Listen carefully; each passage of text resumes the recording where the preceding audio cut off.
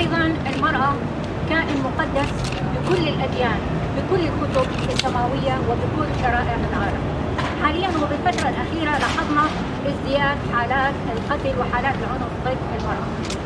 نحن اليوم كتنظيمات نسائية في مقاطعة الحسكة، تنظيم مؤتمر ستار، منسقية المرأة في الإدارة الذاتية، مجلس المرأة القيادة، المرأة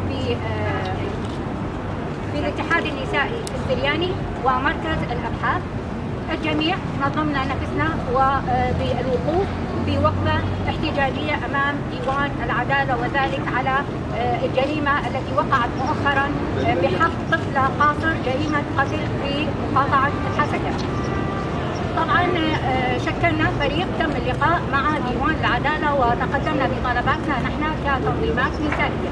طبعا كان المطلب الرئيسي إلى أنه ونتيجة ازدياد حالات القتل وخاصة القتل تحت مسمى الشرف أو ذريعة الشرف. طبعا هذه الحجة التي تم استخدامها مؤخرا بشكل مكثف لقتل النساء، وبالتالي من قبل أشخاص نصبوا أنفسهم كحكم وحكموا بإنهاء حياة مجموعة من النساء. طبعا هذا الأمر مرفوض جملة وتفصيلا.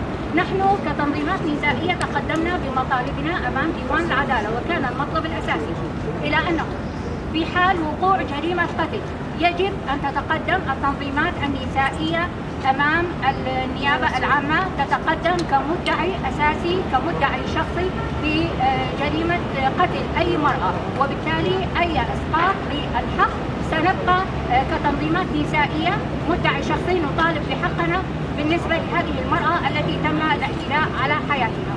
طبعا أيضا بالنسبة لقتل المرأة والظروف الأخيرة أيضا يجب من يرتكب جريمة القتل تحت مسمى الشرف أو تحت أي مسمى آخر يجب أن تكون هناك عقوبات رادعة، عقوبات مشددة لمن يرتكب هذه الأفعال، وبالتالي كما ذكرنا مسبقا حق الحياة مصان ويجب أن لا يترك عبثا يتصرف به أيا شاء. المرأة كائن مقدس، ونحن كتنظيمات نسائية معنيات بالمرأة ومعنيات أيضا بالدفاع عن المرأة.